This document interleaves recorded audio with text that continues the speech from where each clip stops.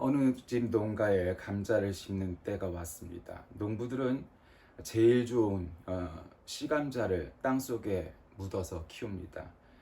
씨로부터 감자를 키우면 잘 자라지 않기 때문에 감자는 뭐 절반 보통 또 너무 크면 뭐 3분의 1 이렇게 잘라서 땅속에 그 씨감자를 묻습니다.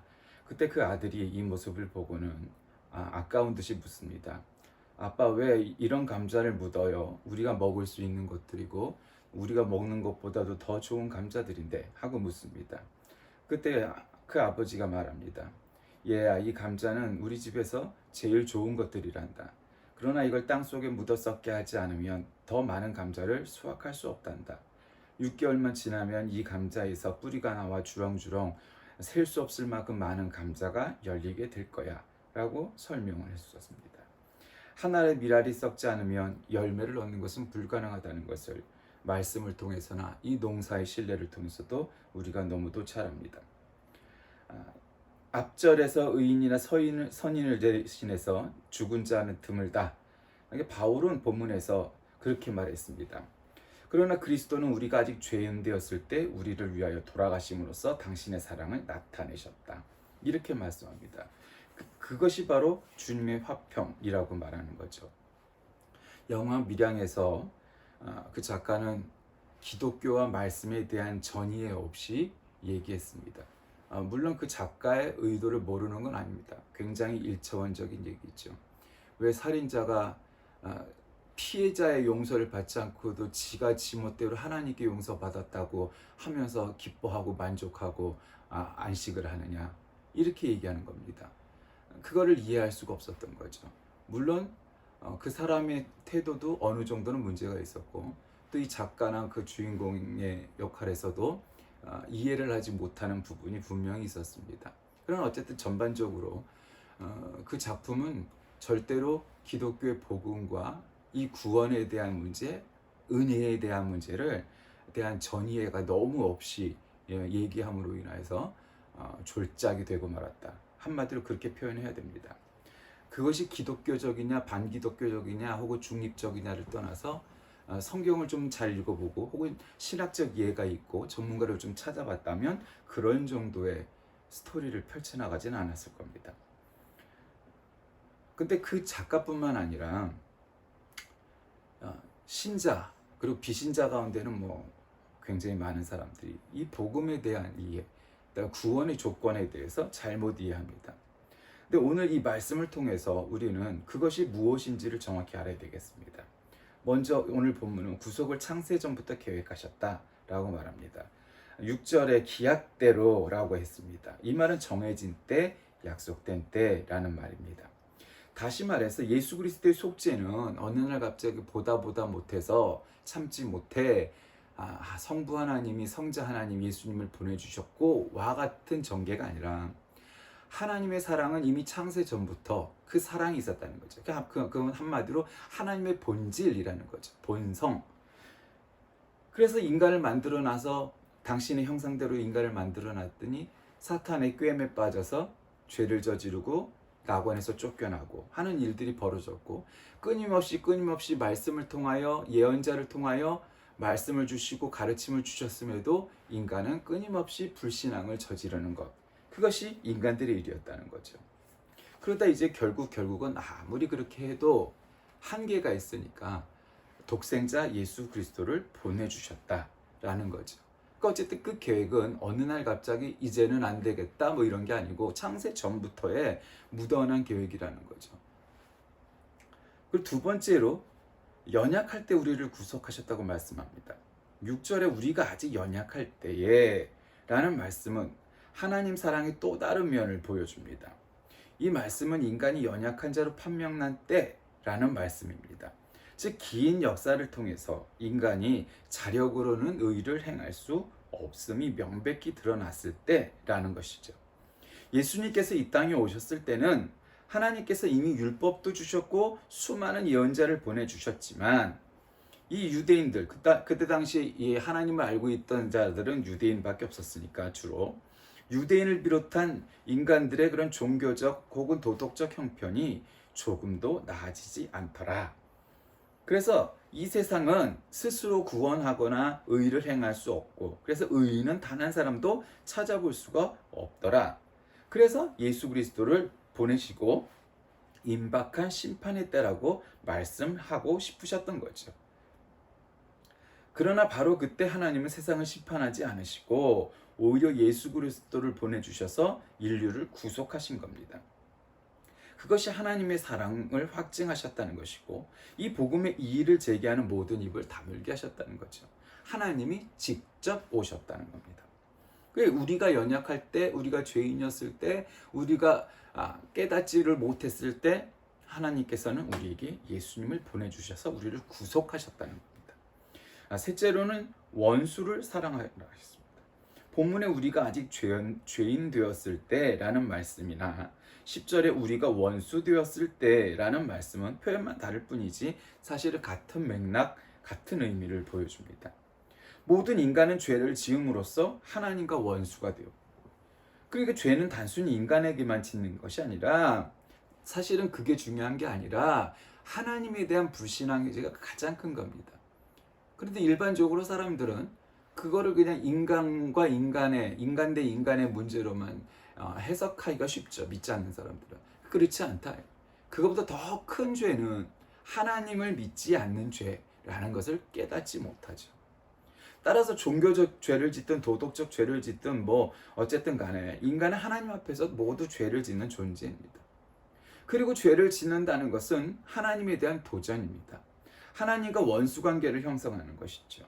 결국 모든 인간은 하나님께 죄를 지었고 하나님과 원수가 되었습니다. 그러나 하나님은 원수를 원수로 갚지 않으시고 오히려 은혜와 사랑을 베푸셨습니다. 원수를 사랑하셨습니다.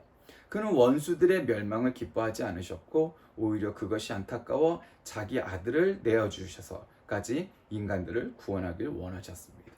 이것이 바로 하나님의 사랑의 본체, 본모습, 본질입니다. 넷째로는 아들을 내어주기까지 사랑하신 것을 봅니다.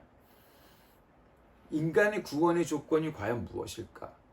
카톨릭에서는 인간의 선이, 인간의 선함이 구원의 조건이라고 말을 하기도 하고, 아르메니우스도 역시 그와 비슷한 얘기를 했습니다.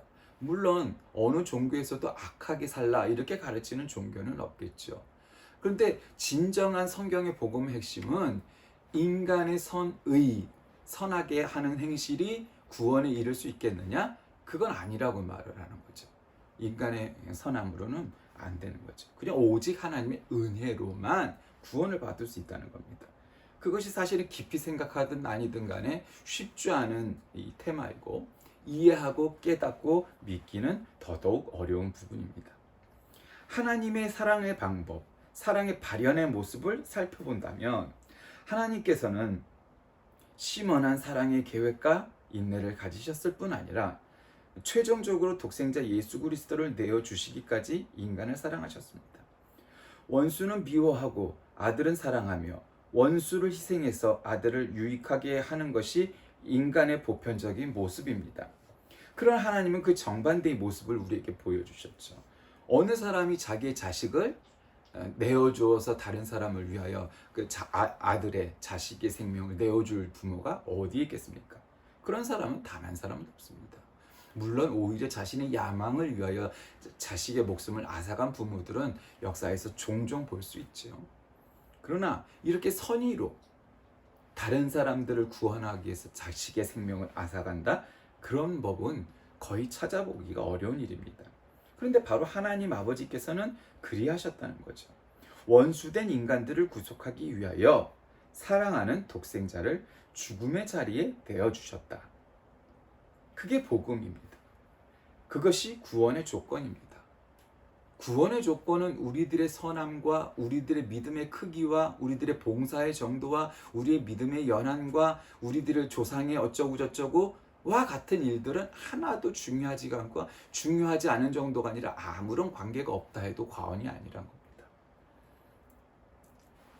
오직 하나님은 인간의 모든 죄책을 예수께 지워 그 진노를 받는 십자가에 들이셨습니다.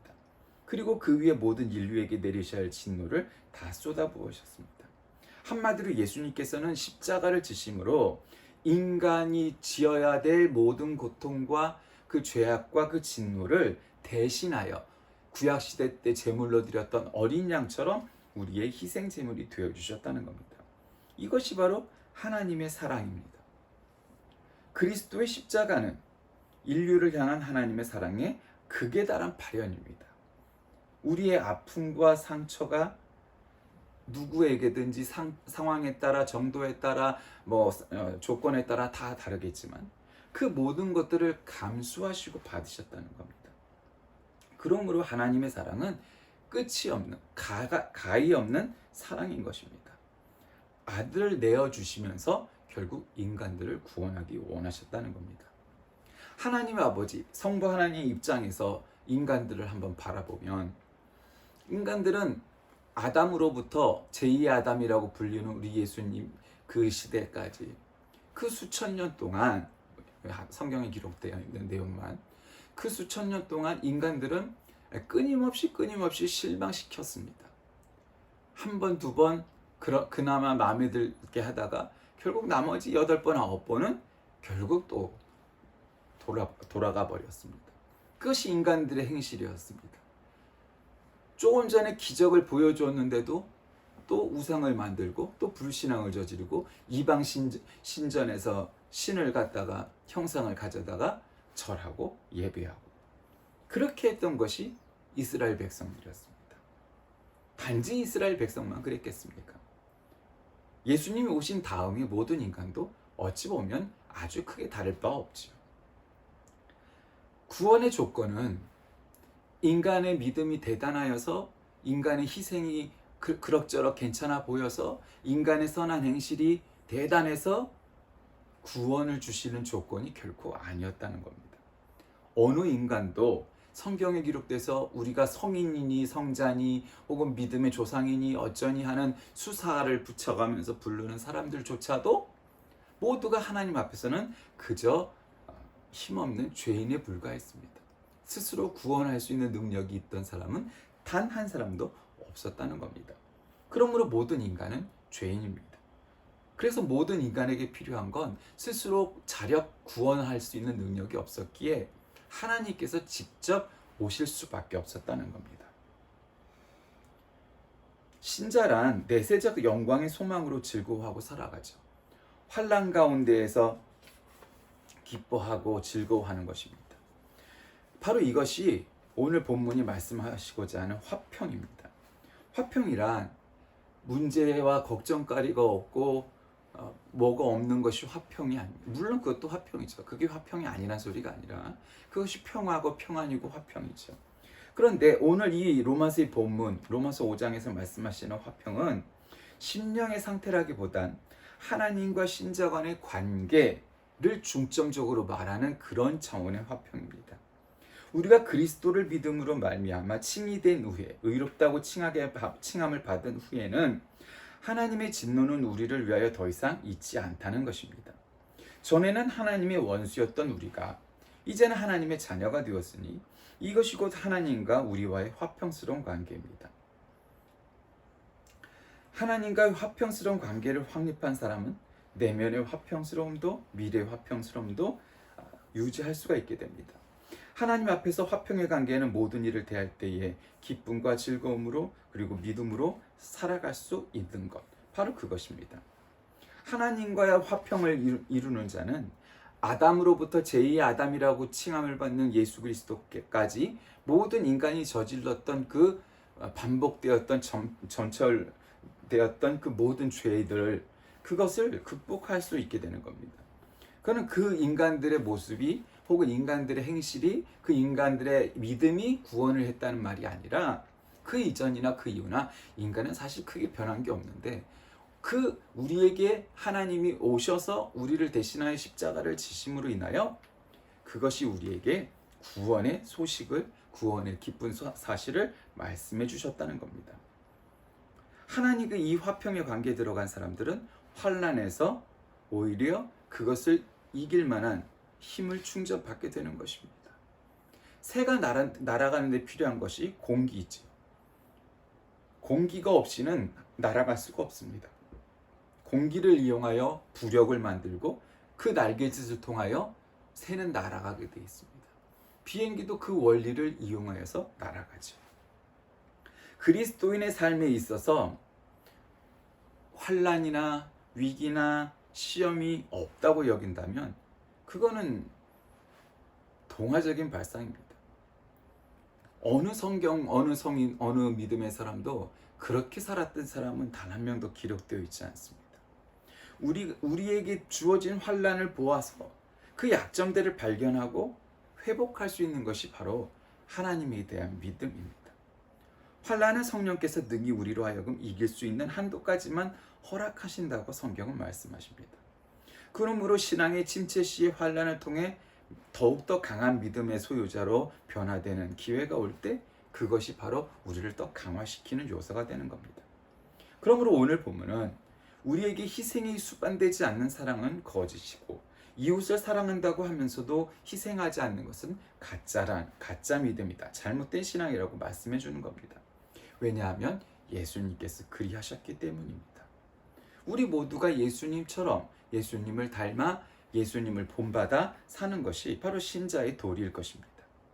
그리스도 안에서 구원의 은총을 입은 성도는 이제 그 신분에 합당하게 더욱 거룩한 길로 행하여 구원의 완성을 향해 나아가야 합니다. 그리스도께서 주신 영생과 자유를 육체의 욕심을 좇는 데 사용하지 말고 하나님의 구원의 뜻을 이루는 데 사용함으로써 하나님의 구원의 역사의 목적을 성취하는 것이 신자의 할 일, 사명입니다. 구원의 조건은 우리의 장점, 우리의 믿음, 우리들의 선한 행실로 나타나지 않고 오직 하나님의 은혜로 주어지는 값없는 사랑인 것입니다. 바로 이것이 우리를 구원시키는 하나님의 끝없는 사랑입니다. 이 구원의 조건이 저와 여러분 모두에게 늘 은혜가 되고 힘이 되어 살아가는데 용기가 되시길 주의 이름으로 간절히 축원합니다. 하나님 아버지 감사합니다. 오늘도 이 시간 하나님 앞에 구원의 조건이 무엇인지 하나님의 은혜에 대한 복음의 소식을 다시 한번 나눕니다. 아무런 조건 없이 우리들에게 독생자 예수 그리스도를 내어주셨던 그 사랑처럼 그 사랑에 보답하는 우리 모두가 되게 하여 주옵소서. 예수 그리스도의 이름으로 간절히 기도드립니다. 아멘.